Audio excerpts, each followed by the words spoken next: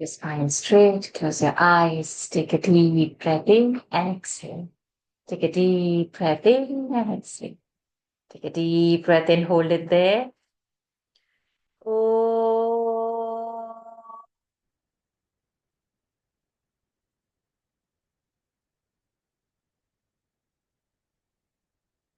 Oh.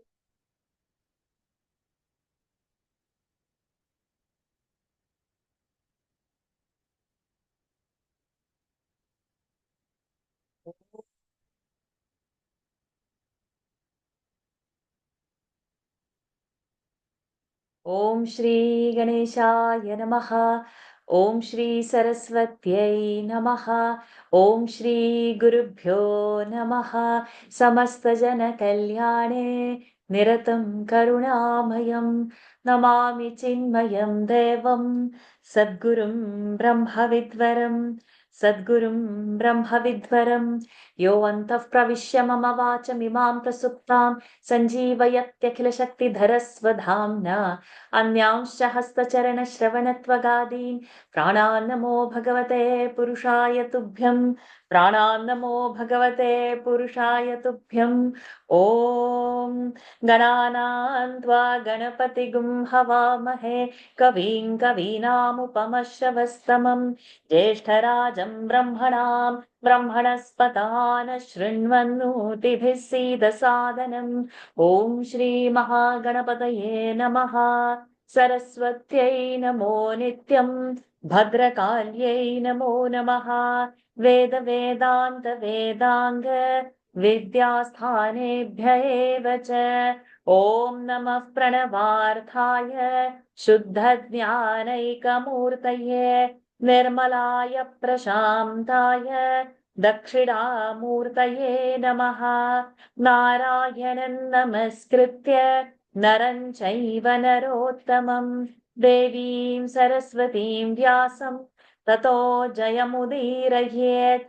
आराशर्यवचः सरोजममलं गीतार्थगन्धोत्कटं नानाख्यानककेसरं हरिकथा sambodhana बोधितम् लोके सज्जन षट्पदैरहरहः पेपीयमानं मुदा भूयात् भारत पङ्कजं कलिमलप्रध्वंसिनः श्रेयसे धर्मशास्त्रमिदं पुण्यम् अर्थशास्त्रमिदं परं मोक्षशास्त्रमिदं प्रोक्तं व्यासेनामितबुद्धिना भारतं सर्वशास्त्राणाम् उत्तमं भरतर्षभ सम्प्रत्याचक्ष्यते चेदं तथा श्रोष्यन्ति चापरे। Pranams to the Lord. Pranams to all the Mahatmas in tonight's Srimad Mahabharat session. We are in now the second chapter of the Adi Parva. We have seen almost 100 shlokas till 97. It's like the Anukramanika going, it's the description is going, what parvas are there, the names of the parvas, what is the content of it. We are reading on all that, and we'll continue now with that same thought flow of from where we have left. What's the content happening now? Okay, so all adults, now the adults, kids this time. So please raise your hands. We will start, and seeing the number of hands, it will give me like how many shlokas I can allocate.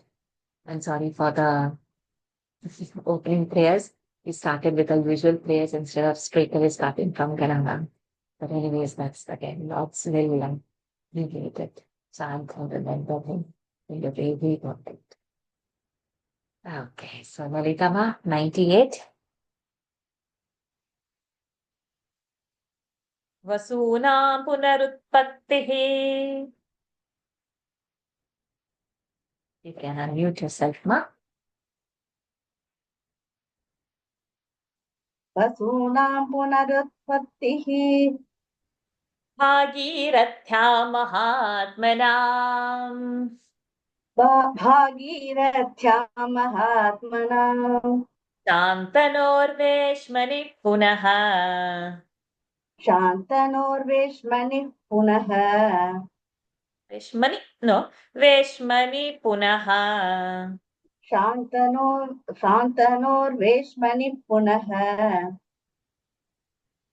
तेषां चारोहणं दिवि तेषां चारोहणं दिवि वसूनां पुनरुत्पत्तिः भागीरथ्यां महात्मनां शान्तनोर्विष्मनि पुनः तेषां चारोहणं दिवि. describes the births of great Vasus in the house of Shantanu, in the womb of Bhagirathi, and they're again going to heaven. Vasunam punarutpattihi Bhagirathya Mahatmanam Shantanorveshmani Punaha Tesham Charohanam Divi Tejamshanam Cha Sampataha तेजांशानां च सम्पातः भीष्मस्याप्यत्र सम्भवः भीष्मस्याप्यत्र सम्भवः भीष्मस्याप्यत्र यत्र भीष्मस्याप्यत्र सम्भवः भीष्मस्याप्यत्र सम्भवः राज्यान्निवर्तनं तस्य राज्यानिवर्तनं तस्य ब्रह्मचर्यव्रते स्थितिः ब्रह्मचर्यव्रते स्थितिः तेजोशासनं च सम्पातः भीष्मस्याप्यत्र सम्भवः राज्यान्निवर्तनं तस्य ब्रह्मचर्यव्रते स्थितिः. and the birth of fiery Bhishma, his renunciation of royalty, his adoption of brahmacharya. तेजंशानां च सम्पातः भीष्मस्याप्यत्र सम्भवः राज्यान्निवर्तनं तस्य ब्रह्मचर्यव्रते स्थितिः. Let's do about 5-6 shlokas together. So then the continue. We'll go up till 106 now. प्रतिज्ञापालनं चैव प्रतिज्ञापालनं चैव रक्षाचित्राङ्गदस्य च रक्षाचित्राङ्गदस्य च हते चित्राङ्गदे चैव हते चित्राङ्गदे चैव रक्षाभ्रातुर्विय रक्षाभ्रातुर्यवीयसः रक्षाभ्रातुर्यवीयसः विचित्रवीर्यस्य तथा विचित्रवीर्यस्य तथा राज्ये सम्प्रतिपादनम् राज्ये सम्प्रतिपादनम् धर्मस्य नृषु सम्भूतिः धर्मस्य नृषु सम्भूतिः अणीमाण्डव्यशापजा अणीमाण्डव्यशापजा कृष्णद्वैपायनाच्चैव कृष्णद्वैपायनाच्चैव वरदानजा प्रसूतिर्वरदानजा धृतराष्ट्रस्य पाण्डोश्च धृतराष्ट्रस्य पाण्डोश्च पाण्डवानां च सम्भवः पाण्डवानां च सम्भवः वारणावतयात्रायाम् वारणावतयात्रायां मन्त्रो दुर्योधनस्य च मन्त्रो दुर्योधनस्य च कूटस्य धार्तराष्ट्रेण कूटस्य धार्तरेण प्रेषणं पाण्डवान् प्रति प्रेषणं पाण्डवान् प्रति हितोपदेशश्च पथि हितोपदेशश्च पथि धर्मराजस्य धीमतः धर्मराजस्य धीमतः विदुरेण कृतो यत्र विदुरेण कृतो यत्र हितार्थं म्लेच्छभाषया हितार्थं म्लेच्छ भाषया विदुरस्य च वाक्येन विदुरस्य च वाक्येन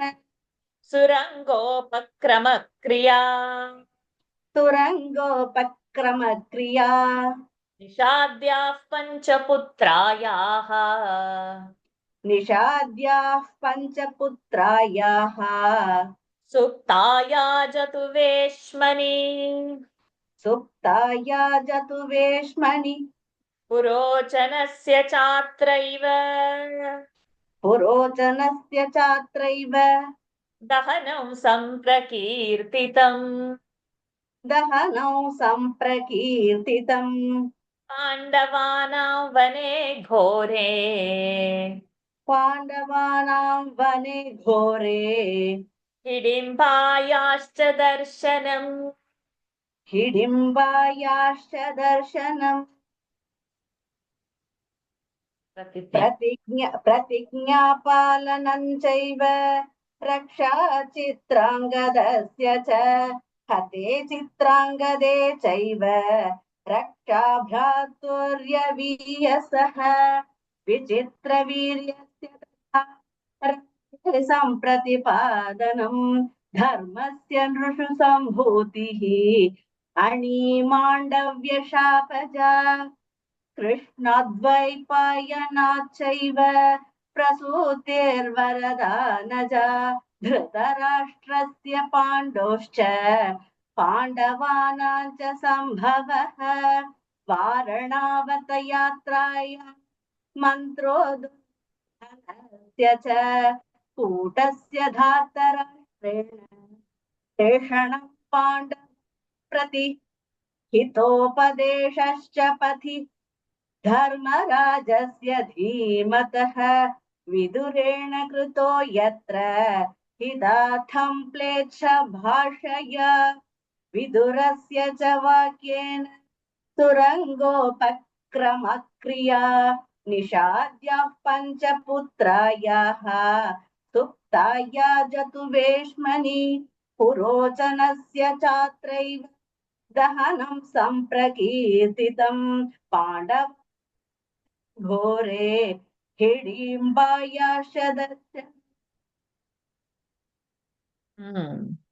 His adherence to his vow, so means who's the Bhishmas in that previous verse we saw, no? And the birth of fiery Bhishma, his renunciation of royalty, his adoption of brahmacharya, and then continuation. His adherence to his vow, his protection of Chitrangada, his protection of his younger brother after the death of Chitrangada, his placing Vichitra Virya on the throne, the birth of Dharma on account of the curse of Animandavya, the births of Dhritarashtra and Pandu, by the blessing of Krishna Dvaipayana and also the birth of Pandavas, the conspiracy of Duryodhana to send the Pandavas to Varnavata, and other plotting of the sons of Dhritarashtra against the Pandavas, advice given to Yudhishthira in the language of Mlechchas by that well-wisher of the Pandavas, Vidura, digging of an underground passage in the consequence of the words of Vidura, the burning of Purochana and the sleeping hunter woman with her 5 sons in the house of flax, the meeting of Pandavas with Hidimbi in the forest. So many things that keeping on. So it's one linked into the other. The verses, they are not independent.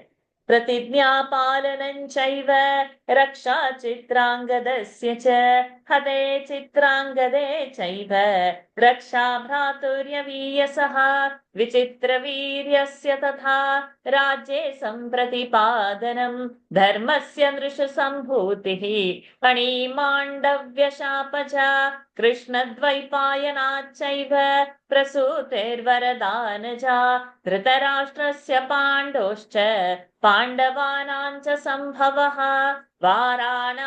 वारणावतयात्रायां मन्त्रो दुर्योधनस्य च कूटस्य धार्तराष्ट्रेण प्रेषणं पाण्डवान् प्रति हितोपदेशश्च पथि धर्मराजस्य धीमतः विदुरेण कृतो यत्र हितार्थं लेच्छ भाषया विदुरस्य च वाक्येन सुरङ्गोपक्रमक्रिया निषाद्याः पञ्चपुत्रायाः सुप्ताया जतुवेश्मनि पुरोचनस्य चात्रैव दहनं सम्प्रकीर्तितम् पाण्डवानां वने घोरे हिडिम्बायाश्च दर्शनम्. Let us go up to verse number 110. तत्रैव च हिडिम्बस्य वधो भीमान् महाबलात् घटोत्कचस्य चोत्पत्तिः अत्रैव परिकीर्तिता महर्षेर्दर्शनं चैव व्यासस्यामित तेजसः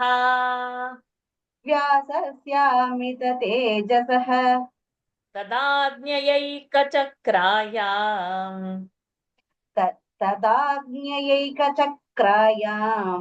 ब्राह्मणस्य निवेशने अज्ञातचर्यया वासः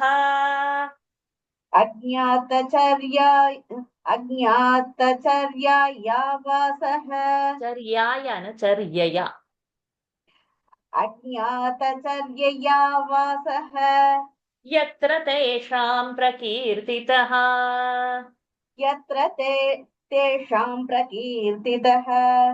बकस्य निधनं चैव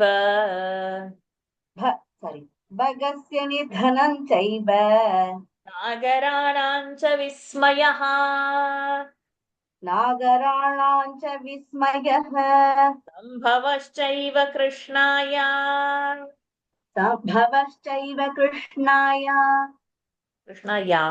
we should give visarga over there.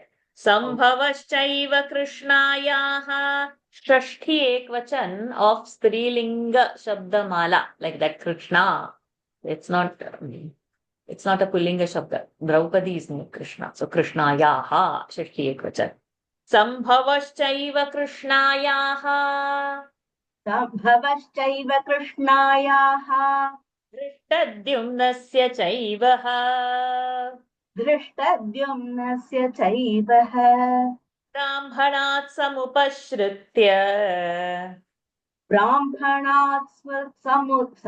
ब्राह्मणात् समुपश्रुत्य व्यासवाक्यप्रचोदिताः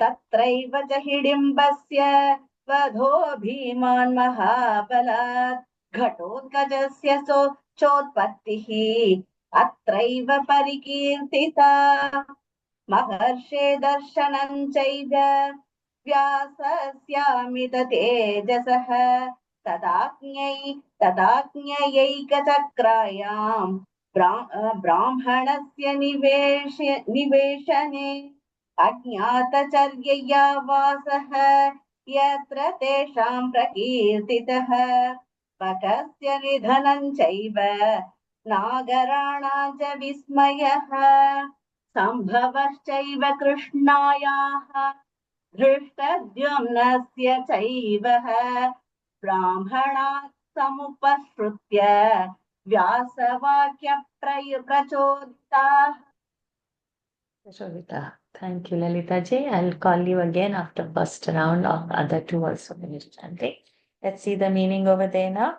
Then the destruction of Hidimba by the powerful Bhima, then the birth of Ghatotkacha, the meeting of Pandavas with Vyasa, their stay according to his advice in a Brahmana's house at Ekachakra, then living in disguise, Ajnatavasa, the destruction of Baka, and the astonishment of the people, the wonderful births of Krishna, Draupadi and Dhrishtadyumna, and hearing from Brahmana the news of Swayamvara, and in obedience to the request of Vyasa.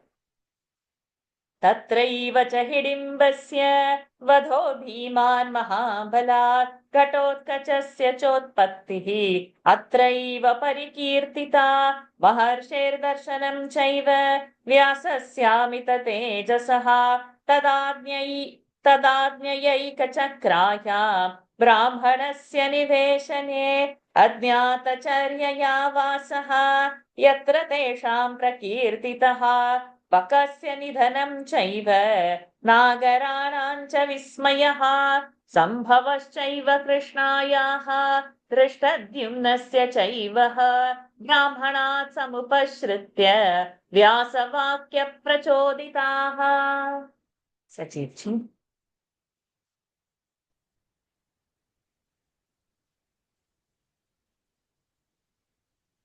we will go to 115. द्रौपदीं प्रार्थयन्तस्ते द्रौपदीं प्रार्थयन्तस्ते स्वयंवरदिदृक्षया स्वयंवरदिदृक्षया पञ्चालानभितो जग्मुः पञ्चालानभितो जग्मुः यत्र कौतूहलान्विताः यत्र कौतूहफलान्विताः अङ्गारपर्णन्निर्जित्य अङ्गारपर्णन्निर्जित्य गङ्गाकूलेऽर्जुनस्तदा गङ्गाकूलेऽर्जुनस्तदा सख्यं कृत्वा ततस्तेन सख्यं कृत्वा ततस्तेन तस्मादेव च शुश्रुवे तस्मादेव च शुश्रुवे तापत्यमथ वासिष्ठम् तापत्यमथ वासिष्ठम् और्वञ्चाख्यानमुत्तमम् और्वञ्चाख्यानमुत्तमम् भ्रातृभिः सहितः सर्वैः भ्रातृभिः सहितः सर्वैः पञ्चालानभितो ययौ पञ्चालानभितो ययौ पाञ्चालनगरे चापि पाञ्चालनगरे चापि लक्ष्यं भित्त्वा धनञ्जयः लक्ष्यं भित्त्वा धनञ्जयः द्रौपदीं लब्धवानत्र द्रौपदीं लब्धवानत्र मध्ये सर्वमहीक्षिता मध्ये सर्वमहीक्षिताम् भीमसेनार्जुनौ यत्र भीमसेनार्जुनौ यत्र सौरभ्धान् पृथिवीपतीन् सौरभ्धान् पृथिवीपतीन् शल्यकर्णौ च तरसा शल्यकर्णौ च तरसा जितवन्तौ महामृधे जितवन्तौ महामृधे सम्भवश्चैव कृष्णायाः द्रौपदीं प्रार्थयन्तस्ते स्वयंवरदिदृक्षया पञ्चालानभितो जग्मुः यत्र कौतूहलान्विताः अङ्गारपर्णन्निर्जित्य गङ्गाकूलेऽर्जुनस्तदा सख्यं कृत्वा ततस्तेन तस्मादेव च शुश्रुवे तापत्यमथ वासिष्ठम् और्वञ्चाख्यानमुत्तमम् भ्रातृभिः सहितः सर्वैः पञ्चालानभितो ययौ पाञ्चालनगरे चापि लक्ष्यं भित्त्वा धनञ्जयः द्रौपदीं लब्धवानत्र मध्ये सर्वमहीक्षिताम् भीमसेनार्जुनौ यत्र सौरभ्धान् पृथिवीपतीन् शल्यकर्णौ च तरसा जितवन्तौ महामृधे. Then what happens? And also moved by the desire to win the hand of Draupadi, the departure of Pandavas to Panchala, the victory of Arjuna over Angaraparna on the banks of the Bhagirathi, making friendship with him and to hear from him, the accounts of Tapati, Vasishtha and Aurva, then the arrival of Pandavas with all the brothers at Panchala, the hitting of the mark at the city of Panchala by Arjuna, and the acquisition of Draupadi by him in the midst of all the kings of the world, the defeat of Shalya, Karna, and all the angry kings by the powerful Bhima and Arjuna in the battle that ensued. द्रौपदीं प्रार्थयन्तस्ते स्वयंवरदिदृक्षया पञ्चालानभितो जग्मुः यत्र कौतूहलान्विताः अङ्गारपर्णं निर्जित्य गङ्गाकूलेऽर्जुनस्तदा सख्यं कृत्वा ततस्तेन तस्मादेव च शुश्रुवे तापत्यमथवा शिष्ठम् औरञ्चाख्यानमुत्तमम् भ्रातृभिः सहितः सर्वैः पञ्चालानभितो ययौ पाञ्चालनगरे चापि लक्ष्यं भित्त्वा धनञ्जयः द्रौपदीं लब्धवानत्र मध्ये सर्वमहीक्षिता भीमसेनार्जुनौ यत्र संरब्धान् पृथिवीपतीन् शल्यकर्णौ च तरसा जितवन्तौ महामृधे. Let us go up to, we'll just do the next two and then we'll continue. दृष्ट्वा तयोश्च तद्वीर्यम्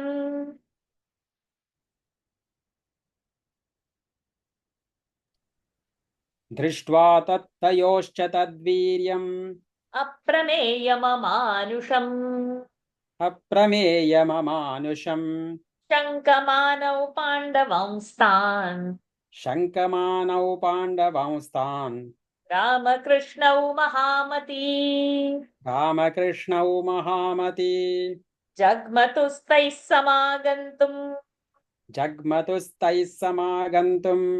शालां भार्गववेश्मनि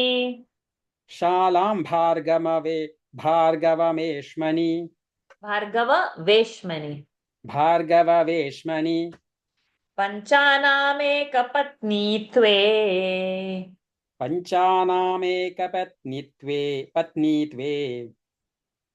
विमर्शो द्रुपदस्य च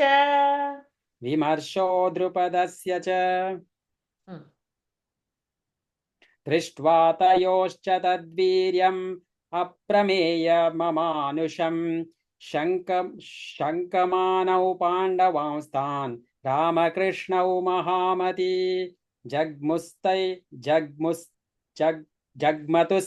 समागन्तुम् शालां भार्गववेश्मनि पञ्चानामेकपत्नीत्वे विमर्शो द्रुपदस्य च. The doubting of Rama and Krishna from the great exploits of the brothers, that whether they were Pandavas, their arrival at the house of the potter where the brothers were living, the grief of the Drupada because Draupadi would be married to 5 husbands. You could have gone ahead. Never mind.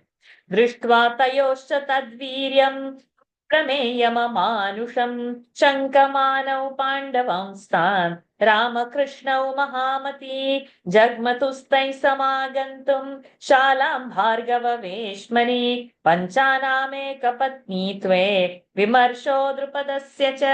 We'll go up to 123. पञ्चेन्द्राणामुपाख्यानम्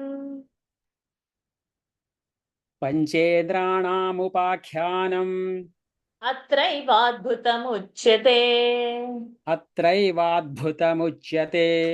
द्रौपद्यादेव विहितः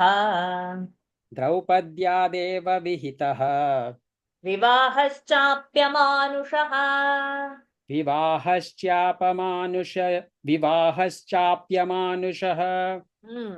शत्रुश्च धार्तराष्ट्रेण प्रेषणं पाण्डवान् प्रति विदुरस्य च सम्प्राप्तिः दर्शनं केशवस्य च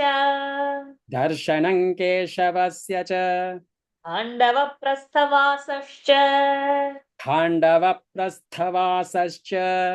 तथा राज्यार्थसर्जनम्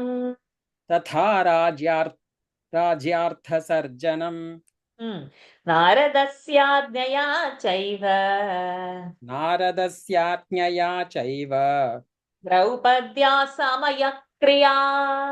द्रौपद्या समयक्रिया सुन्दोपसुन्दयोस्तद्वद् सुन्दोपसुन्दयोस्तद्वत् आख्यानं परिकीर्तितम् आख्यानं परिकीर्तितम् अनन्तरं च द्रौपद्या अनन्तरं च द्रौपद्या सहासीनं युधिष्ठिरम् सहासीनं युधिष्ठिरम् स्थिरं ठ महाप्राण सहासीनं युधिष्ठिरम् अनुप्रविश्य विप्रार्थे अनुप्रविश्य विप्रार्थे फाल्गुनो गृहा फाल्गुनो गुह्य फाल्गुनो गृह्य चायुधम् फाल्गुनो गृह्य चायुधम् मोक्षयित्वा गृहं गत्वा मोक्षयित्वा गृहं गत्वा विप्रार्थं कृतनिश्चयः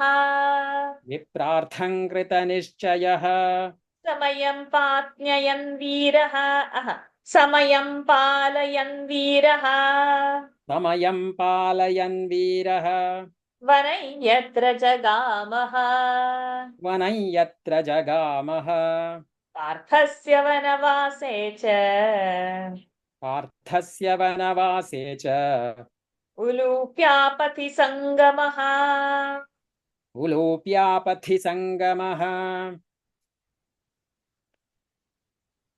पञ्चेन्द्राणामुपाख्यानम् अत्रैवाद्भुतमुच्यते द्रौपद्या देवविहितः विवाहश्चाप्यमानुषः क्षुतश्च धार्तराष्ट्रेण प्रेषणं पाण्डवान् प्रति विदुरस्य च सम्प्राप्तिः दर्शनं केशवस्य च खाण्डवप्रस्थवासश्च तथा राज्यार्धसर्जनं नारदस्याज्ञया चैव द्रौपद्याः समयक्रिया सुन्दोपसुन्दयोस्तद्वत् आख्यानं परिकीर्तितम् अन्तरं च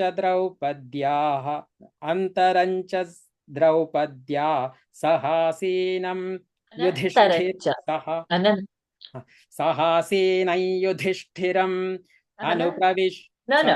Anantar. You're saying antaram, that's why one alpha. अनन्तरं च द्रौपद्या सहासीनं युधिष्ठिरम् अनुप्रविश्य विप्रार्थे अनुप्रविश्य विप्रार्थे फाल्गुनो गृह्य चायुधम् मोक्षयित्वा गृहं गत्वा विप्रार्थं कृतनिश्चयः समयं पालयन् वीरः वनं यत्र जगामः पार्थस्य वनवासे च उलूप्यापथि सङ्गमः. Thank you, Sajidji. I'll call you again after one round. The story of 5 Indras told in the consequence, the wonderful and the divinely arranged marriage of Draupadi, the sending of Vidura as an envoy to the Pandavas from the sons of Dhritarashtra, his arrival and his meeting with Krishna, living of the Pandavas at Indraprastha and their rule over half of the kingdom, the fixing of time for the 5 brothers to live with Draupadi as directed by Narada, the histories of Sunda and Upasunda are narrated, and then the departure of Arjuna to the forest according to the vow and on account of his seeing Yudhishthira and Draupadi sitting together when he entered into the room to take arms to rescue the queen of Brahmana, the meeting of Arjuna with Ulupi on his way.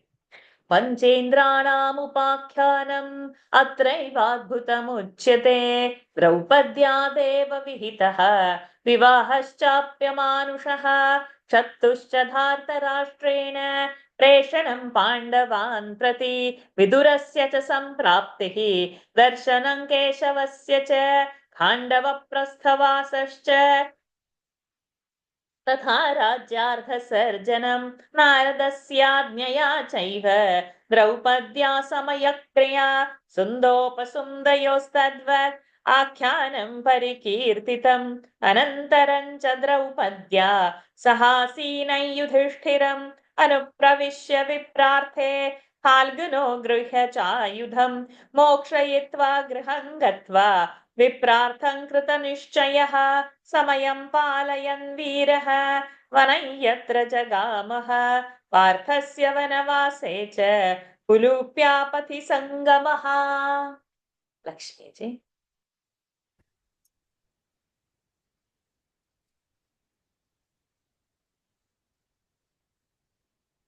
124 पुण्यतीर्थानुसंयानम् Babruvahana जन्म च बभ्रुवाहन जन्म च तत्रैव मोक्षयामास त्रैव मोक्षयामास पञ्चसोऽप्सरसः शुभाः पञ्चसोऽप्सरसः शुभाः पुण्यतीर्थानुसंयानम् बभ्रुवाहन जन्म च तत्रैव मोक्षयामास पञ्चसोऽप्सरसः शुभाः. It then describes the birth of Babhruvahana and the account of Arjuna's visit to many holy pilgrimages, the deliverance by Arjuna of 5 celestial maidens.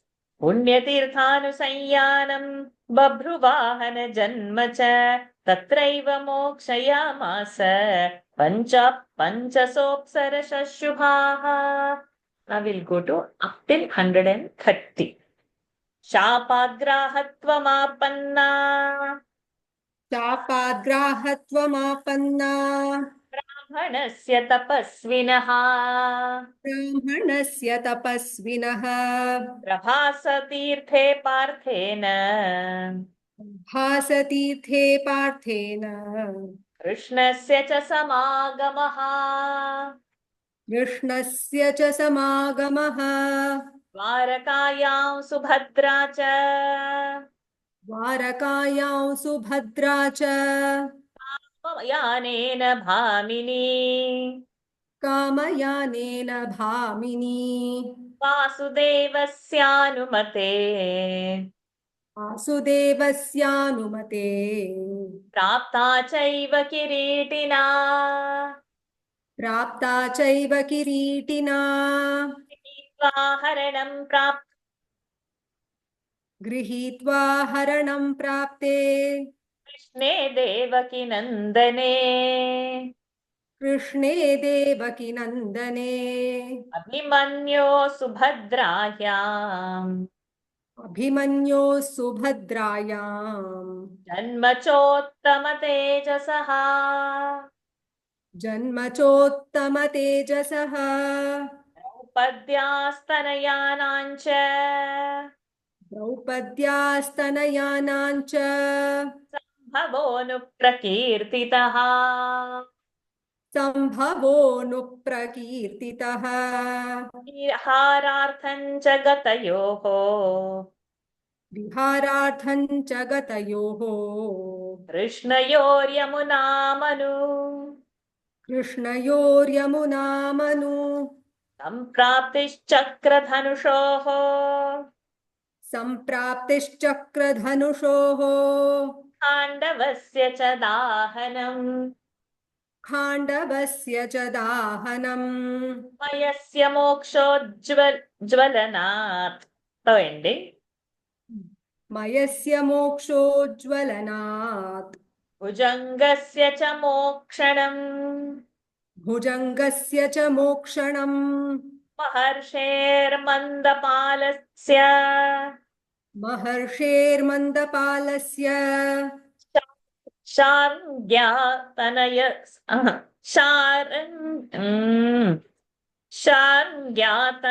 सम्भवः शार्ङ्ग्यान्तनयसम्भवः इत्येतदादिपर्वोक्तम् इत्येतदादिपर्वोक्तम् प्रथमं बहुविस्तरम् शापाद्ग्राहत्वमापन्ना ब्राह्मणस्य तपस्विनः प्रभासतीर्थे पार्थेन कृष्णस्य च समागमः द्वारकायां सुभद्रा च कामयानेन भामिनी वासुदेवस्यानुमते प्राप्ता चैव किरीटिना गृहीत्वा हरणं प्राप्ते कृष्णे देवकीनन्दने अभिमन्यो सुभद्रायां जन्मचोत्तमतेजसः द्रौपद्यास्तनयानाञ्च सम्भवोऽनुप्रकीर्तितः विहारार्थं च गतयोः कृष्णयोर्यमुनामनु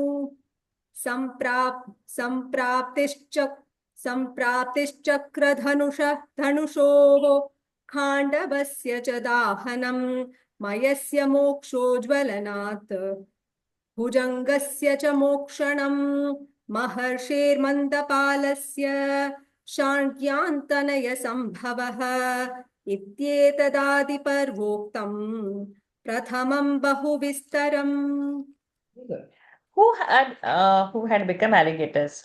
From where we are starting from that. It then describes the birth of Babruvahana and that account of Arjuna's visit to holy pilgrimage and then deliverance by Arjuna of the 5 celestial maidens who had become alligators by the curse of an ascetic Brahmana, the meeting of Arjuna and Krishna at the holy pilgrimage of Prabhasa, Arjuna's taking of Subhadra by force with the permission of Krishna on the car which goes everywhere at the will of the rider, taking the dawa of Krishna, Arjuna's departure to Indraprastha, the birth of that prodigy of prowess Abhimanyu in the womb of Subhadra, the birth of the children of Draupadi, the pleasure trip of Arjuna and Krishna to banks of Yamuna, the acquisition by them, the celebrated bow Gandiva and discus, and the burning of the forest of Khandava, the saving of life of Maya and the serpent, then the giving birth of, to a son by Rishi Mandapala in the womb of a bird called Sharki, and the Adi Parva has been described with these various matters.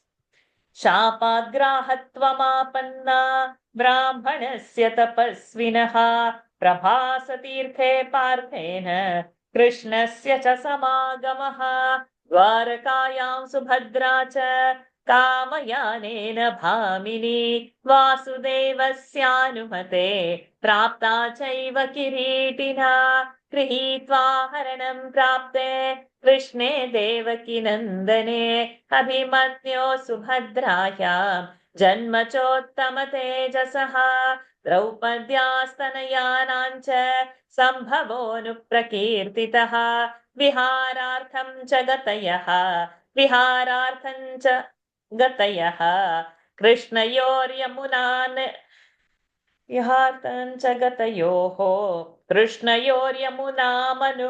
सम्प्राप्तिश्चक्रधनुषोः खाण्डवस्य च दाहनं मयस्य मोक्षोज्ज्वलनात् भुजङ्गस्य च मोक्षणं महर्षेर्मन्दपालस्य शान्यातनयसम्भवः इत्येतदादिपर्वोक्तं प्रथमं बहुविस्तरम्. So Adi Parva's Vistara is going when now up till 137 we go.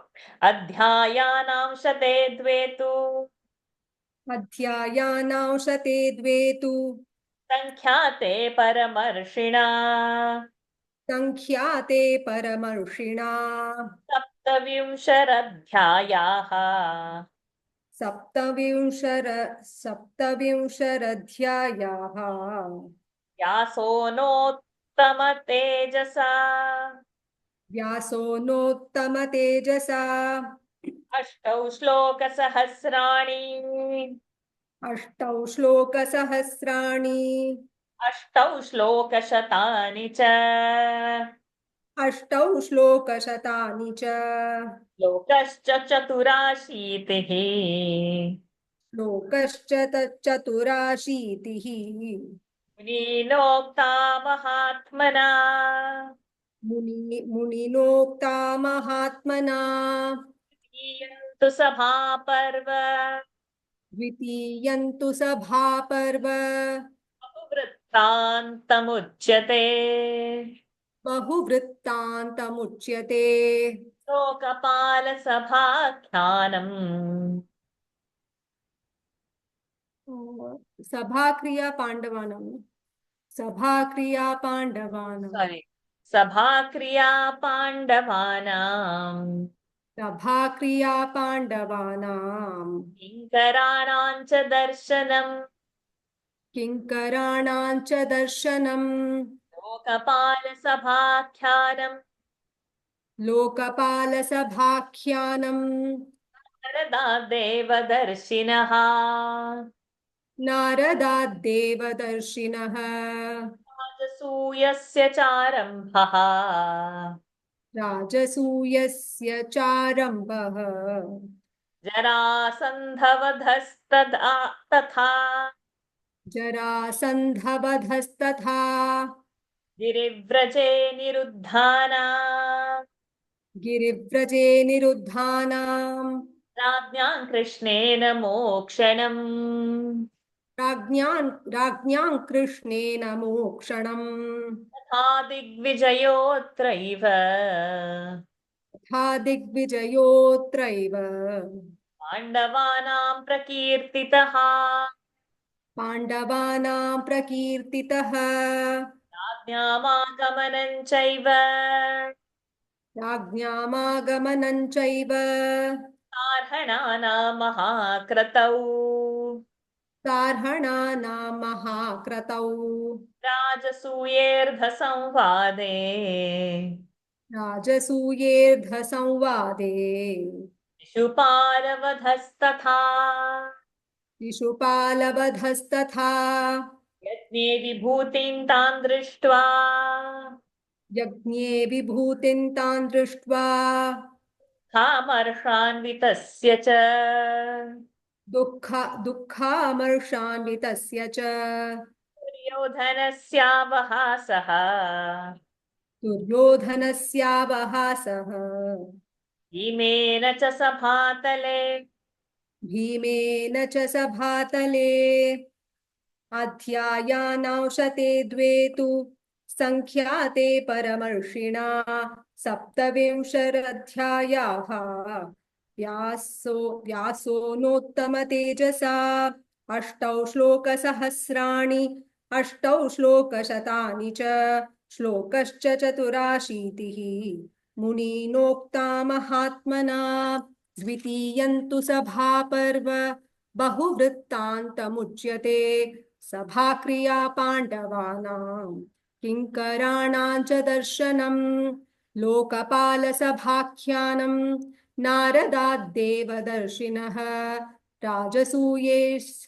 राजसूयस्य चारम्भः जरासन्धवधस्तथा गिरिव्रजे निरुद्धानां राज्ञां कृष्णेन मोक्षणम् तथा दिग्विजयोऽत्रैव पाण्डवानां प्रकीर्तितः राज्ञामागमनं चैव सार्हणानां महाक्रतौ राजसूयेऽर्धसंवादे शिशुपालवधस्तथा यज्ञे विभूतिं तान् दृष्ट्वा दुःखमर्षान्वितस्य च दुर्योधनस्यावहासः भीमेन च सभातले. Thank you, Lakshmi ji. I'll call you again in the second round. Okay, so now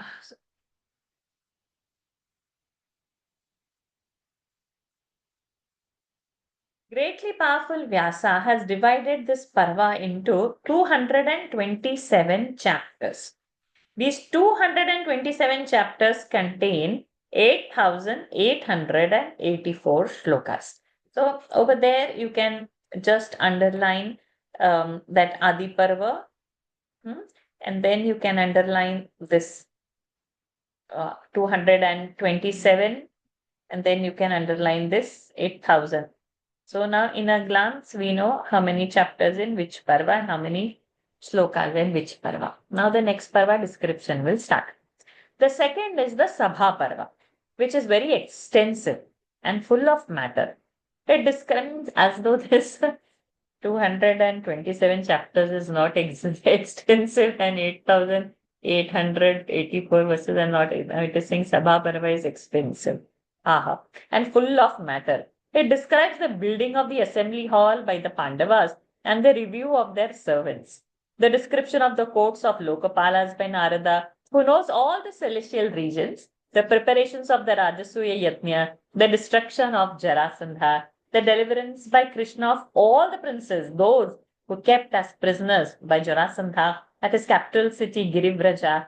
Then it relates the conquest of the world by the Pandavas, the arrival of the chiefs and the potentates with the tribute at the Rajasuya Yajna, the destruction of Shishupala at the sacrifice in the connection with Arghya giving, the grief and envy of Duryodhana at the sight of the magnificence of the sacrifice, the joking of Bhima at the expense of Duryodhana in the great assembly. अध्यायानां शते द्वे तु सङ्ख्याते परमर्षिणा सप्तविंशरध्यायाः व्यासो नोत्तमतेजसा अष्टौ श्लोकसहस्राणि अष्टौ श्लोकशतानि च श्लोकश्च चतुराशीतिः मुनिनोक्तमहात्मना तु सभापर्व बहुवृत्तान्तमुच्यते सभाक्रिया पाण्डवानां किङ्कराणां च दर्शनं लोकपालसभाख्यानं नारदादेवदर्शिनः राजसूयस्य चारम्भः जरासन्धवधस्तथा गिरिव्रजे निरुद्धानां राज्ञां कृष्णेन मोक्षणं तथा दिग्विजयोत्रैव पाण्डवानां प्रकीर्तितः राज्ञामागमनं चैव सार्हणानां महाक्रतौ राजसूयेऽर्धसंवादे शिशुपालवधस्तथा यज्ञे विभूतिं तां दृष्ट्वा दुःखामर्षान्वितस्य च दुर्योधनस्यावाहासौ भीमेन च सभातले दुर्योधनस्यावहासः should happen, I think so, but I'll verify. Duryodhanasya. So this part I'll just question. You also keep a question mark over there. I have to verify that.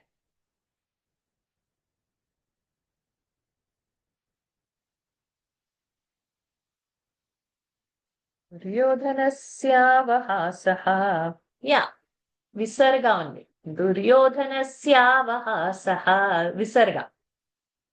Duryodhanasya that insulting or you mock or you joke at the person. Duryodhanas. So we have to keep a visarga over there, huh? Okay. Lalitama, let's start our second round with you. How much time we have? Okay, we have about 35-40 minutes.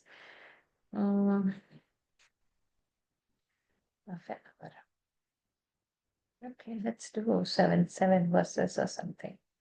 Let's try 7-7 verses in the second round. If time is there, then we'll come for the third round. Okay. Now we can go for you up till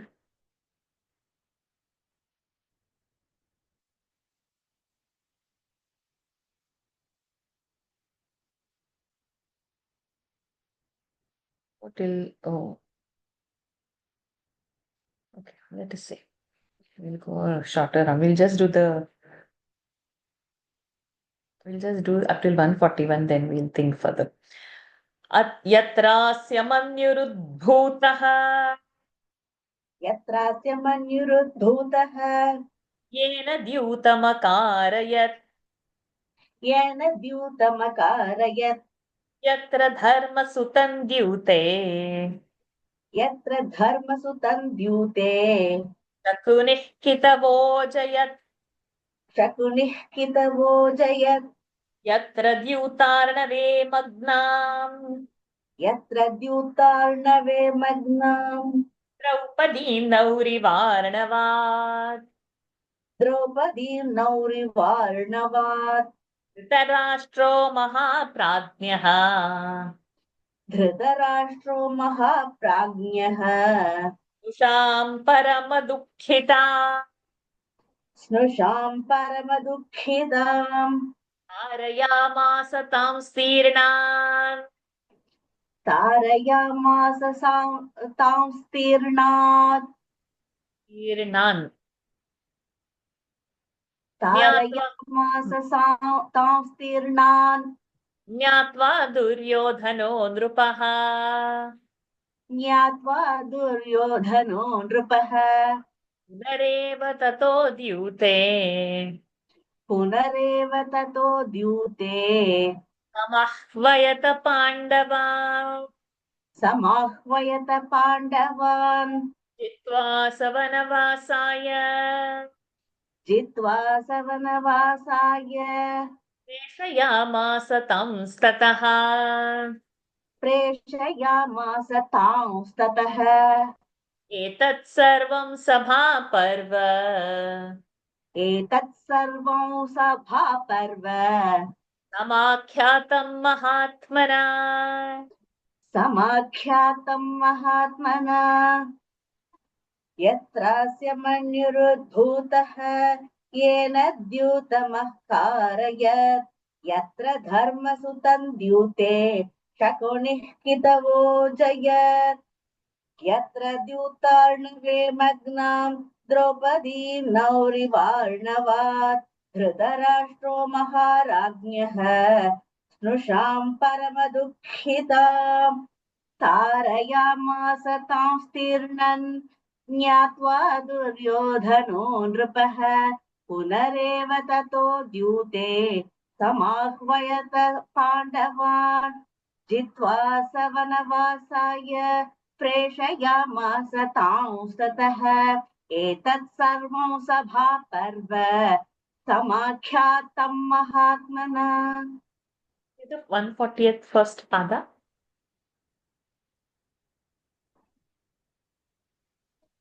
यत्रास्य मन्युरुद्भूतः No. This 140. Tarayamasa. sorry तारयामास तांस्तीर्णान् Correct. Okay. The preparation of the game of dice, the defeat of Yudhishthira at the play by cunning and crafty Shakuni, the deliverance by the greatly wise Dhritarashtra of the sorrowful Draupadi, who was drowned in the ocean of distress on the account of the game. Seeing this, the attempt of Duryodhana to engage Yudhishthira again in the game, the exile of Yudhishthira with his brothers by the victorious Duryodhana, these are the matters that have been dwelt in the Sabha Parva. Yatrasya manyurudbhutaha yena dyutamakarayat yatra dharma sutan dyute shakunih kitavo jayat yatra dyutarnave magnam Draupadim naurivarnavat dhritarashtra mahaprajnyaha स्नुषां परमदुःखितां तारयामास तांस्तीर्णान् ज्ञात्वा दुर्योधनो नृपः पुनरेव ततो द्यूते समाह्वयत पाण्डवान् जित्वा सवनवासाय प्रेषयामास तांस्ततः एतत् सर्वं सभापर्व समाख्यातं महात्मना. You do one more verse, then we will see. Maybe we'll do both the verses then. Adhyaya saptatirjneyaः अध्याया सप्ततिर्ज्ञेयाः तथा चाष्टौ प्रसङ्ख्यया तथा चाष्टौ प्रसङ्ख्यया लोकानां द्वे सहस्रे तु श्लोकानाद्वे सहस्रे तु पञ्चश्लोका शतानि च पञ्चश्लोकाशतानि च श्लोक पञ्चश्लोकशतानि च पञ्चश्लोकशतानि च श्लोकाश्चैकादशज्ञेयाः श्लोकाश्चैकादश ज्ञेयाः दशज्ञेया द्वित्वा श्लोकाश्चैकादश ज्ञेयाः Shush, no, my dear, there is no sh. Dashadneya.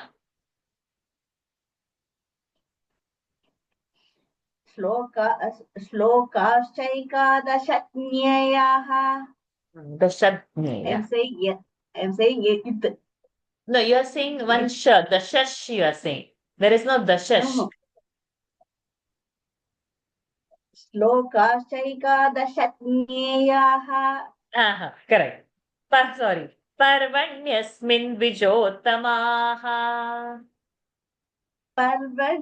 पर्वण्यस्मिन् द्विजोत्तमाः Atah param tritiyanto. अतः परं तृतीयन्तु Neyyamaranyakam mahat. ज्ञेयमारण्यकं महत् Continue. Vanavasam prayateshu. वनवासं प्रयातेषु Pandaveshu mahatmasu. पाण्डवेषु महात्मसु Pauranugamanam chaiva. पौरानुगमनं चैव Dharmaputrasya धीमतः. धर्मपुत्रस्य धीमतः अन्नौषधीनां च कृते. अन्नौषधीनां च कृते पाण्डवेन महात्मना. पाण्डवेन महात्मना द्विजानां भरणार्थं च. द्विजानां भरणार्थं च कृतमाराधनौ रवेः. कृतमाराधनौ रवेः सौम्योपदेशातिग्मांशुप्रसादादन्न सम्भवः. धौम्योपदेशातिग्मांशप्रसादादन्न सम्भवः इदं च ब्रुवतः क्षत्तुः. हितं च ब्रुवतः क्षत्रुः शत्रुः डबल त. हितं च ब्रुवतः क्षत्रुः करेक्ट. परित्यागोऽम्बिकासुतात्. परित्यागोऽम्बिकासुतात् त्यक्तस्य पाण्डुपुत्राणाम्.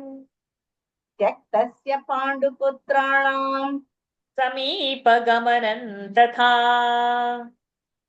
समीपगमनं तथा पुनरागमनं चैव. पुनरागमनं चैव धृतराष्ट्रस्य शासनात्. धृतराष्ट्रस्य शासनात् Okay, so till here you can do.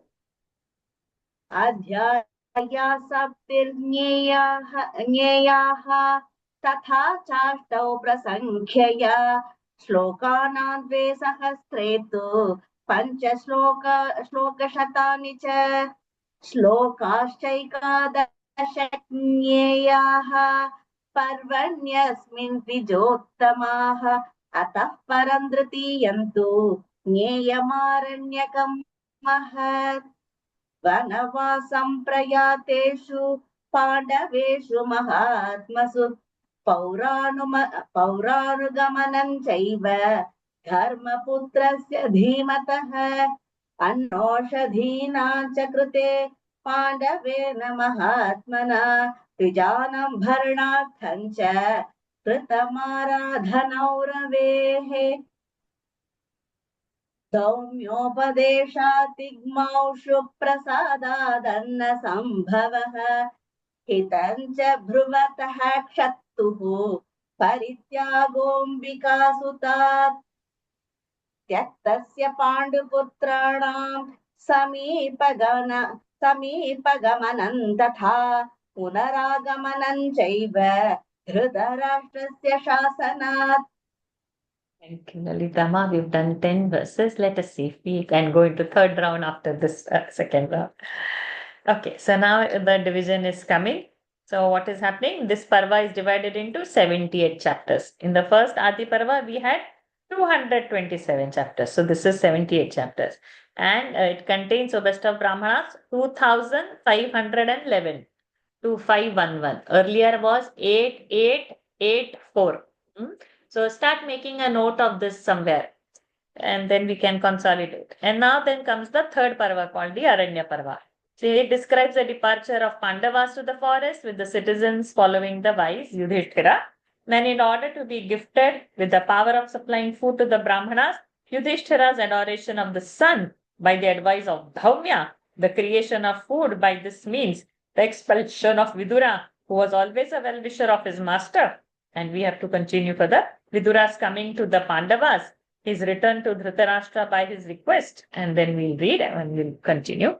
Adhyaya saptatirneyaha तथा चाष्टौ प्रसङ्ख्यया श्लोकानां द्वे सहस्रे तु पञ्चश्लोकशतानि च श्लोकाश्चैकादश ज्ञेयाः पर्वण्यस्मिन् द्विजोत्तमाः अतः परं तृतीयं तु ज्ञेयमारण्यकं महत् वनवासं प्रयातेषु पाण्डवेषु महात्मसु पौरानुगमनं चैव धर्मपुत्रस्य धीमतः अन्नौषधीनां च कृते पाण्डवेन महात्मना द्विजानां हरणार्थं च कृतमाराधनौ रवेः धौम्योपदेशात् तिग्मांशुप्रसादादन्न सम्भवः हितं च ब्रुवतः क्षत्तुः परित्यागोऽम्बिकासुतात् त्यक्तस्य पाण्डुपुत्राणां समीपगमनं तथा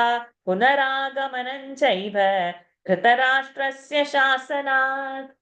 Sajeev ji, Sorry to interrupt. Actually, I have to leave at 3:15 to pick up the Okay. kids. Can I do now? Yes, come over. You can do your 10 verses and then we'll have that. Okay, so from 148, we will go first up till 152, and then we'll take the next 5 verses. Or even, we'll go till 152. Karna protsahanachaiva कर्णप्रोत्साहनाच्चैव धार्तराष्ट्रस्य दुर्मतेः धार्तराष्ट्रस्य दुर्मतेः वनस्थान् पाण्डवान् हन्तुम् वनस्थान् पाण्डवान् हन्तुम् मन्त्रो दुर्योधनस्य च मन्त्रो दुर्योधनस्य च दुष्टभावं विज्ञाय दुष्टभावं विज्ञाय व्यासस्यागमनं धृतम् व्यासस्यागमनं द्रुतम् निर्याणप्रतिषेधश्च निर्याणप्रतिषेधश्च दुरभ्याख्यानमेव च दुरभ्याख्यानमेव च मैत्रेयागमनं चात्र मैत्रेयागमनं चात्र यश्चैवानुशासनम् राज्ञश्चैवानुशासनम् शापोत्सर्गश्च तेनैव शापोत्सर्गश्च तेनैव राज्ञो दुर्योधनस्य च राज्ञो दुर्योधनस्य च वीरस्य वधश्चात्र निर्मीरस्य वधश्चात्र भीमसेनेन संयुगे भीमसेनेन संयुगे कृष्णीनामागमश्चात्र कृष्णीनामागमश्चात्र चालानां च सर्वशः पञ्चालानां च सर्वशः कृत्वा शकुनिनाद्यूते श्रुत्वा शकुनिनाद्यूते निकृत्या निर्जितांश्च तान् कृत्या निर्जितांश्च तान् क्रुद्धस्यानुप्रशमनम् हरेश्चैव किरीटिना हरेश्चैव किरीटिना कर्णप्रोत्साहनाच्चैव धार्तराष्ट्रस्य दुर्मतेः वनस्थान् पाण्डवान् हन्तुम् मन्त्रो दुर्योधनस्य च तन्दुष्टभावं विज्ञाय व्यासस्यागमनं द्रुतं निर्याणप्रतिषेधश्च सुरभ्याख्यानमेव च मैत्रेयागमनं चात्र राज्ञश्चैवानुशासनम् शापोत्सर्गश्च तेनैव राज्ञो दुर्योधनस्य च किर्मीरस्य वधश्चात्र भीमसेनेन संयुगे वृष्णीनामगमश्चात्र पञ्चालानां च सर्वशः श्रुत्वा शकुनिनाद्यूते निकृत्या निर्जितांश्च तान् क्रुद्धस्यानुप्रशमनम् हरेश्चैव किरीटिना. Nice. The conspiracy of Duryodhana being incited by Karna to destroy the roving Pandavas.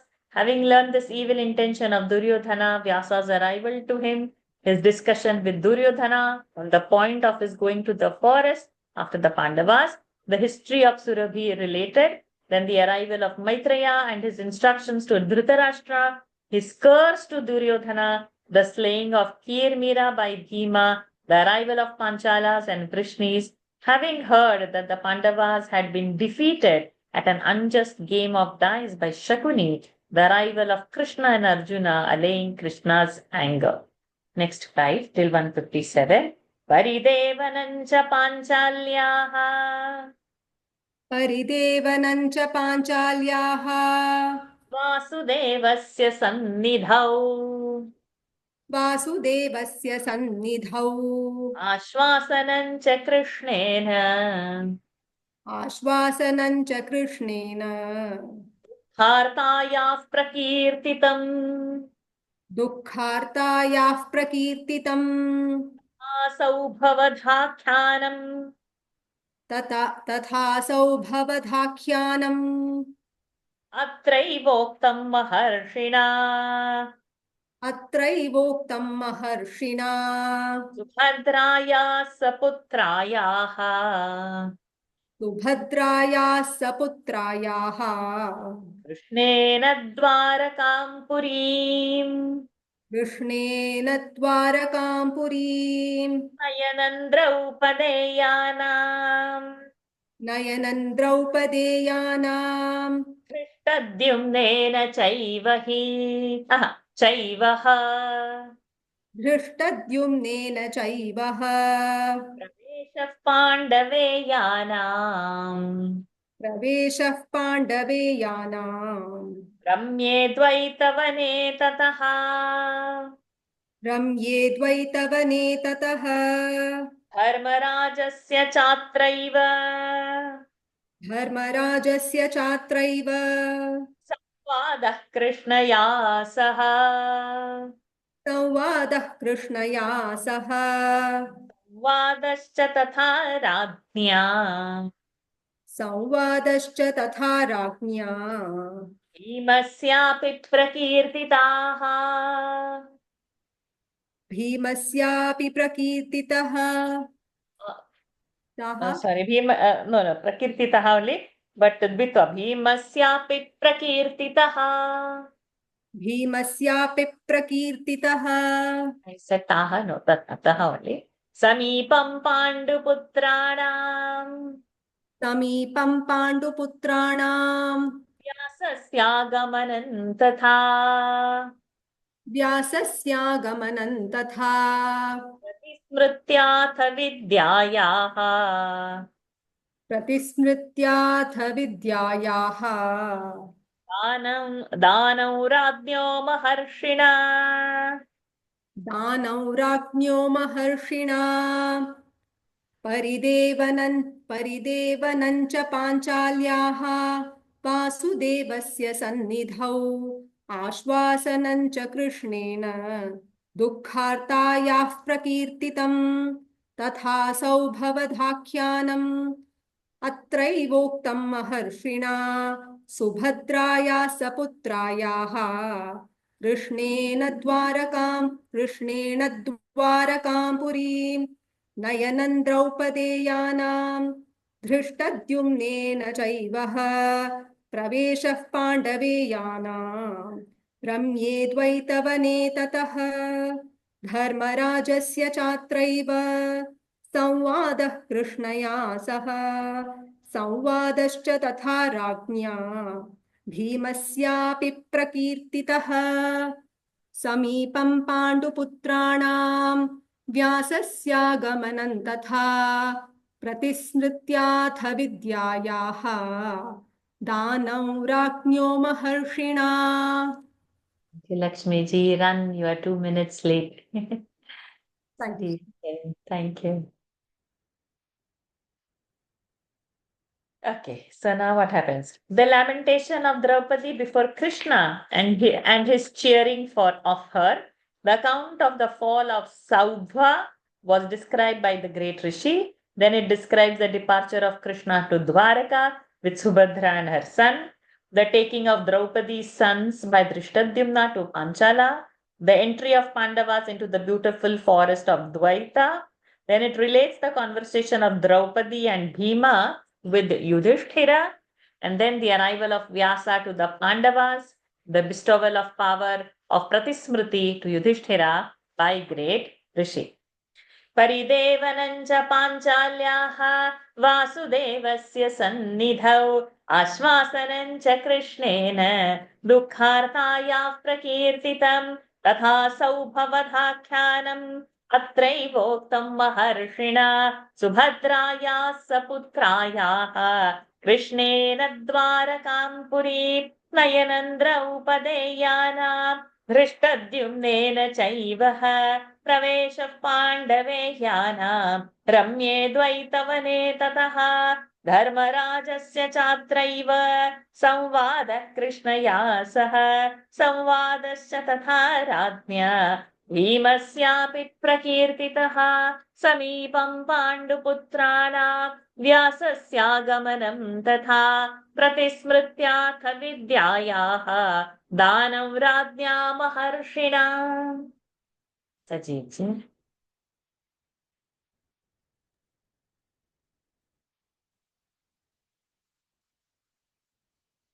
We'll go till 162. Gamanam kamyake chapi. गमनं काम्यके चापि Vyase pratigate tataha. व्यासे प्रतिगते ततः Astrahetor visvasascha. अस्त्रहेतोर्विवासश्च Arthasyaamita tejasaha. पार्थस्यामिततेजसः Mahadevena yuddhancha.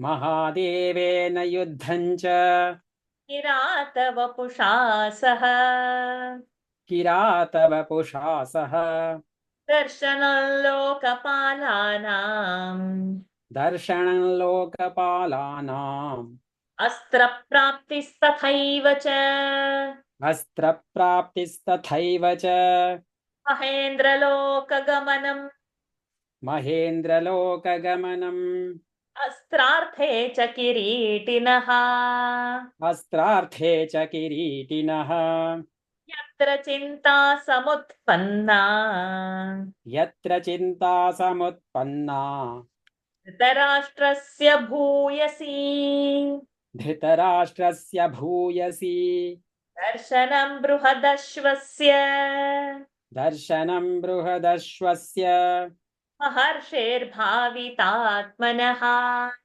महर्षेर्भावितात्मनः युधिष्ठिरस्य चार्तस्य युधिष्ठिरस्य चार्तस्य व्यसनं परिदेवनं व्यसनं परिदेवनं नलोपाख्यानमत्रैव न लोपाख्यानमत्रैव धर्मिष्ठं करुणोदयम् धर्मिष्ठं करुणोदयम् दमयन्त्या स्थितिर्यत्र दमयन्ता स्थितिर्यत्र यन्त्या दमयन्त्या स्थितिर्यत्र नलस्य चरितं तथा नलस्य चरितं तथा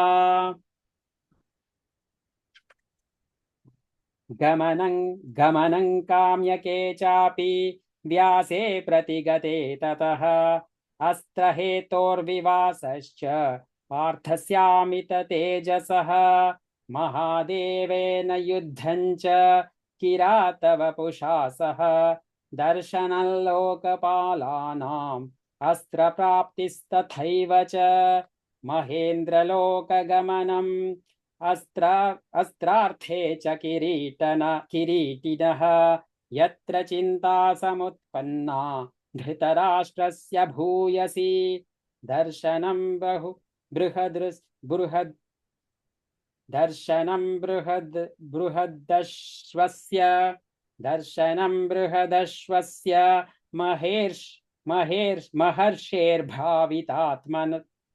भावितात्मनः युधिष्ठिरस्य चार्तस्य व्यसनं परिदेवनं न लोपाख्यानमत्रैव धर्मिष्ठं करुणोदयं दमयन्त्या स्थितिर्यत्र नलस्य चरितं तथा. It then describes the departure of Vyasa, the Pandavas going to the forest of Tamyaka, the rovings of greatly powerful Arjuna in the quest of weapons, his fight with Shiva, who was in the disguise of a hunter, his meeting with the Lokapalas, and his receipt of weapons from them, his journey to the celestial kingdom of Indra, and anxiety of Dhritarashtra in consequence. It then relates the lamentations of Yudhishthira in the meeting with the holy sage Brihadashva. It then contains the holy and the most pathetic story of Nala, illustrating the great patience of Damayanti and the character of Nala. गमनं काम्यके चापि व्यासे प्रतिगते ततः अस्त्रहेतोर्विवासश्च पार्थस्यामिततेजसः महादेवेन युद्धं च किरातवपुषा सह दर्शनलोकपालानाम् अस्त्रप्राप्तिस्तथैव च महेन्द्रलोकगमनम् अस्त्रार्थे च किरीटिनः यत्र चिन्ता समुत्पन्ना धृतराष्ट्रस्य भूयसी दर्शनं बृहदश्वस्य महर्षेर्भावितात्मनः युधिष्ठिरस्य चार्तस्य व्यसनं परिदेवनं न लोपाख्यानमत्रैव धर्मिष्ठं करुणोदयं दमयन्त्या स्थितिर्यत्र नलस्य चरितं तथा. We go till 68. तथाक्षहृदय प्राप्तिः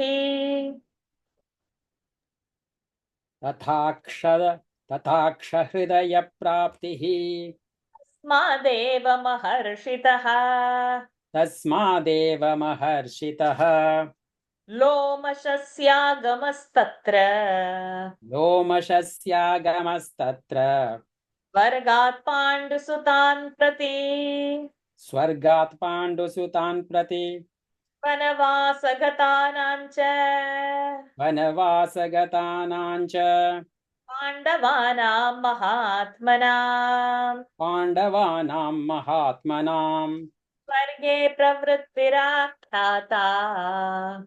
स्वर्गे प्रवृत्तिराख्याता लोमशेनार्जुनस्य वै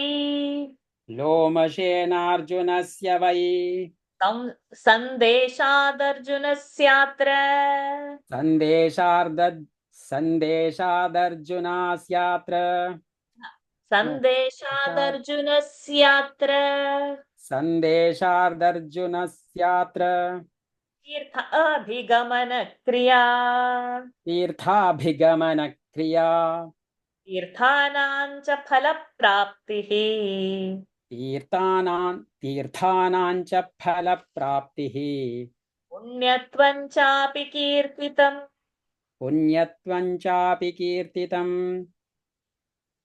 पुलस्त्यतीर्थयात्रा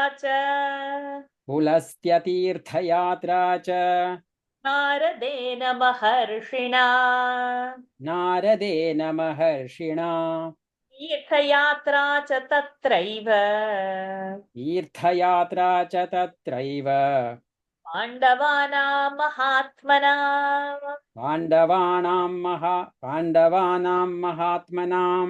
कर्णस्य परिमोक्षोऽत्र कुण्डलाभ्यां पुरन्दरात् तथा यज्ञविभूतिश्च गयस्यात्र प्रकीर्तिता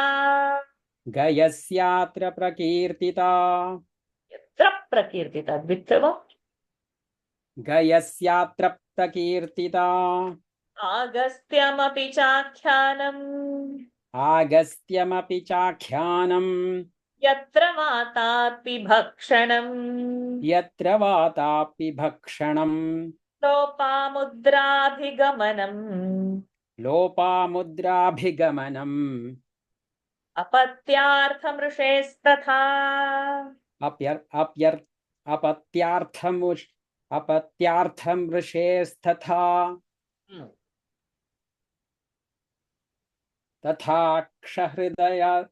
तथाक्षहृदयप्राप्तिः तस्मादेव महर्षितः लोमशस्यागमस्तत्र स्वर्गात् पाण्डुसुतान् प्रति वनवासगतानां च पाण्डवानां महात्मनां स्वर्गे प्रवृत्तिराख्याता लोमशेनार्जुनस्य त्वयि सन्देशादर्जुनस्यात्र तीर्थाभिगमनक्रिया तीर्थानां च फलप्राप्तिः पुण्यत्वञ्चापि कीर्तितं पुलस्त्य तीर्थयात्रा च नारदेन महर्षिणा तीर्थयात्रा च तत्रैव पाण्डवान् तीर्थयात्रा च तत्रैव पाण्डवानां महात्मनां कर्णस्य परिमोक्षोऽत्र कुण्डलाभ्यां पुरन्दरात् तथा यज्ञविभूतिश्च गयस्यात्र प्रकीर्तिता आगस्त्यमपि चाख्यानं यत्र Vatapi भक्षणम् लोपामुद्राभिगमनम् अपत्यार्थमृषेस्तथा अपत्यार्थं ऋषेस्तथा Apatya is a child. Thank you, Sajid. Let's see this much, then see if we have time. It then describes how Yudhishthira acquired the mysteries of dice from the great Rishi, then the arrival of great Rishi Lomasha from the celestial region where Arjuna was, the receipt of the Rishi by the high soul dwellers of the forest, the Pandavas, the news of the third brother Arjuna, who was then staying in the celestial regions, the pilgrimages of Pandavas to various holy places as asked by Arjuna, the attainment of merit and virtue in consequence, the arrival of great sage Narada at the holy shrine of Pulastya, the arrival of the high soul Pandavas also at the holy pilgrimage. Then it relates the account of the deprivation of Karna of his earrings by Indra, and then the sacrificial greatness by Gaya. The story of Agastya, which relates how he ate up the Asura Vatapi, is approaching Lopamudra to have an offspring. तथाक्षहृदयप्राप्तिः तस्मादेव महर्षितः लोमशस्यागमस्तत्र स्वर्गात् पाण्डुसुतान् प्रति वनवासगतानां च पाण्डवानां महात्मनां स्वर्गे प्रवृत्तिराख्याता लोमशेनार्जुनस्य वै सन्देशादर्जुनस्यात्र तीर्थाभिगमनक्रिया तीर्थानां च फलप्राप्तिः पुण्यत्वं चापि कीर्तितं पुलस्त्य तीर्थयात्रा च नारदेन महर्षिणा तीर्थयात्रा च तत्रैव पाण्डवानां महात्मनां कर्णस्य परिमोक्षोऽत्र कुण्डलाभ्यां पुरन्दरात् तथा यज्ञविभूतिश्च गयस्यात्र प्रकीर्तिता आगस्त्यमपि चाख्यानं यत्र वातापि भक्षणं लोपामुद्राभिगमनम् अपत्यार्थमृषेस्तथा. It's already 3:30, so we can pause over here. But good, we are going about 70 verses a class. Slowly we should reach it higher. What you would prefer, another class on a Saturday or extra time to this by half an hour to make this 2-hour session? You all can think and tell, not necessary and not immediately, after a month or so. Saturday is okay, Varshaji. Yeah, think and tell. I'm not expecting any answers now. And it's not in immediately after a month or so too, because we have to step up, right? Right now we are doing 70 verses. We should do target 100 and then slowly more per week to cover. Then we'll complete, some like that. Some 10 weeks will over, then we can complete 1,000 verses out of the 100,000 verses. So I'm just planning that. Think and tell another session of or half an hour added to this. And eventually another session will also come when we get comfortable into it. It's just that we should feel the pinch of the class. It's when we get a routine comfortable, we slag. There should be a pinch of the class. Then we perform better. Not in a slow, relaxed. Okay, so let us. You can do 10 more verses now, no? Because I've not sought permission of everyone to extend the class. So we'll think and tell. If not half an hour to extend by 15 minutes, then those 10 verses will fit. Okay. Let's end today's session. Om Purnamadah Purnamidam Purnat Purnamudachyate Purnasya Purnamadaya Purnamevavashishyate. Om Shanti Shanti Shanti. Harihi Om. Shri Gurubhyo Namaha. Harihi Om. Shri Krishnarpanamastu. Hari Om, everyone. Thank you for joining. Thank you. Hari Varshaji. Om. Thank you so Namaste much. ji. Hari Thank you Om. very much. Namaste, Varshaji. Thank you very much. This is Hari Om. Ma'am, just to let you know, unfortunately, due to the daytime the savings, I'm not able to attend only one class. I have to skip either Ramayanam, either I have to skip Mahabharata because it's early in the morning. I have a family to do the morning chores, the family cooking and everything. That's the Right. reason I'm not able to fit in all of them, but I'm trying my best. Doesn't matter. Anything you do it as a service to the Lord. So whether it is sitting in the class or serving and cooking for the family, both will be the same as what intention you keep it. So family is Yeah, also but I really miss my Ramayanam classes. But the thing is, I feel after, April, then again the time zone will change. Probably I might fit in both of them. can't say anyways I upload it. So you put it on your TV, attach it to your TV or a bigger screen as you're doing something. So you won't miss it. Anything, whatever action we do, everything is offered to the Lord. Yes, ma'am. Thank you very much. Namaste ji. Take care, namaste. Hari Om. Hari Om.